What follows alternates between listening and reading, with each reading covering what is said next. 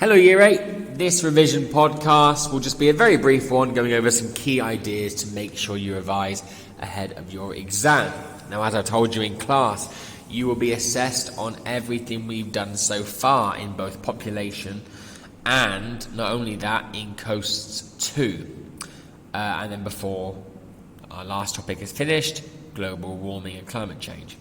So make sure that you look at population, have an idea about what population is, i.e. the number of people in an area, and that the population today is around 8.3 billion people, and the countries with the largest population are India in number 1, China in number 2, and then you can have a look at any other countries, for example Brazil, Indonesia, Japan, that have high populations too, Russia as well. It's important to look at birth rate, death rate, and natural increase. So birth rate is the amount of births per 1,000 people per year. So birth rate is not the amount of people born, it's the number of live births per 1,000 people per year.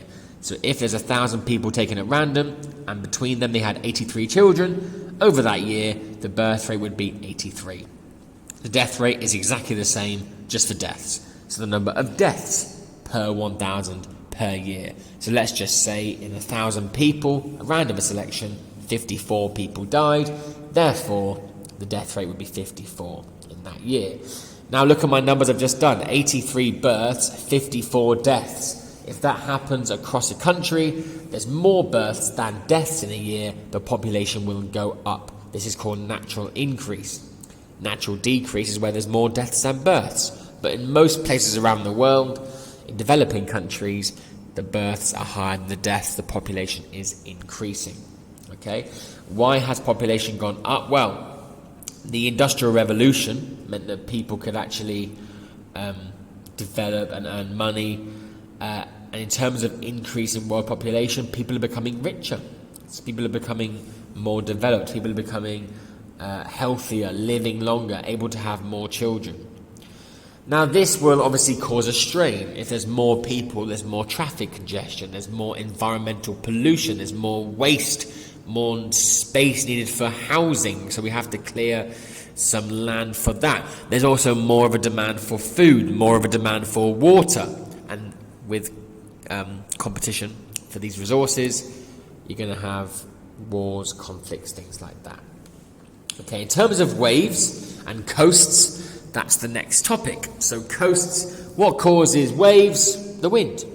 So the wind can make a wave bigger or smaller. The fetch is the distance the wave travels in terms of the amount of wind blowing it over. And yeah, waves can happen and be really strong or be really small.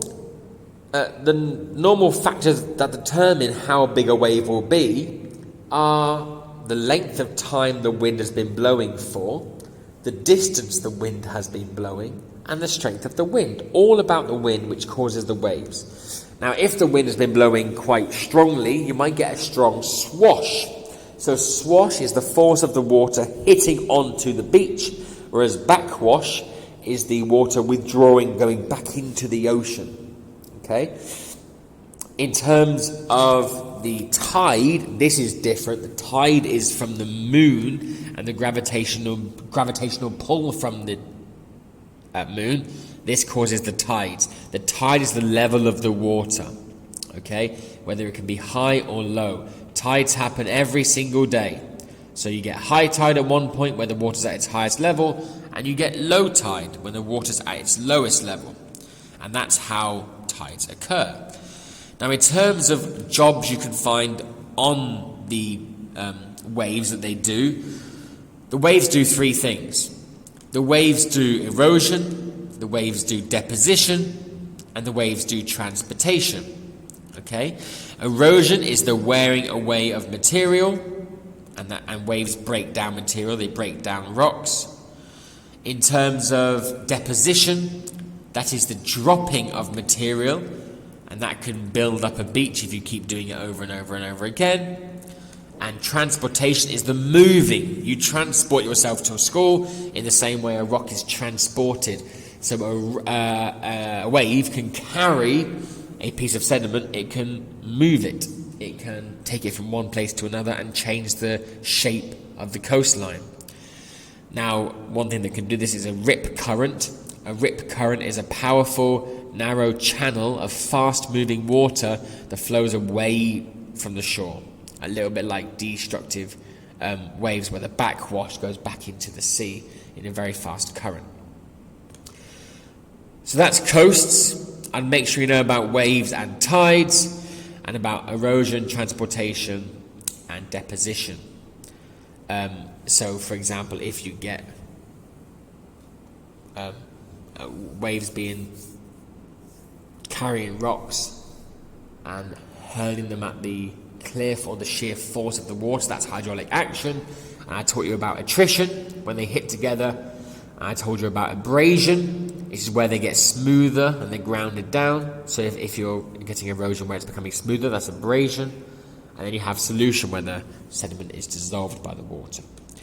And where all three of these combine, in terms of an actual proof, it's longshore drift. So longshore drift is the drift of sediment along the shore as sediment is moved through transportation. So what will happen is a wave will carry on some sediment onto a beach at an angle because of the direction of the prevailing wind.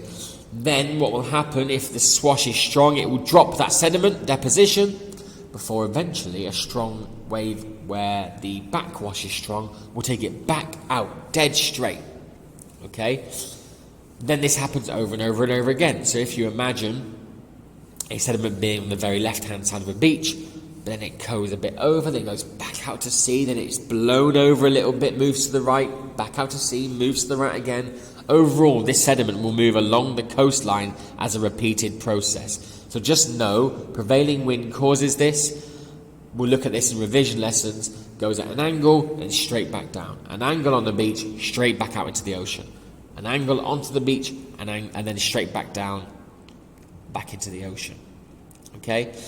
And there's a way of protecting this. We looked at the area and the case study we looked at. We looked at how people can protect the coast, whether it be through groins that slow down longshore drift, or whether it be through a sea wall, or rock armour, or revetments, all these things that stop the waves eroding the coastline so quickly. They don't prevent it entirely, but they can slow it down and reduce the risk. And people do that to save their land behind them and make, ultimately, money loss less. And then we looked at global warming more recently. So this is where we looked at, the causes of global warming. Ultimately, the main cause of global warming and increasing temperatures is the amount of greenhouse gas in the atmosphere is increasing. More greenhouse gas means more solar radiation, i.e. sun's heat, being trapped in the atmosphere, making the planet warmer. If the planet gets warmer, people could enjoy a holiday in more places, but temperatures might become too hot for some areas you can't live in. Animals might have to migrate. If they've adapted to living in a certain environment, for example, polar bears, and the ice is melting away because of global warming, they'll have to move somewhere else, or they'll die out. Animals are being caused to be extinct from global warming. And trees and plants, well, they have adapted to living in certain conditions too, and if it's too warm, they may die out as well. Although trees and plants are being used very much so to help counteract globalization,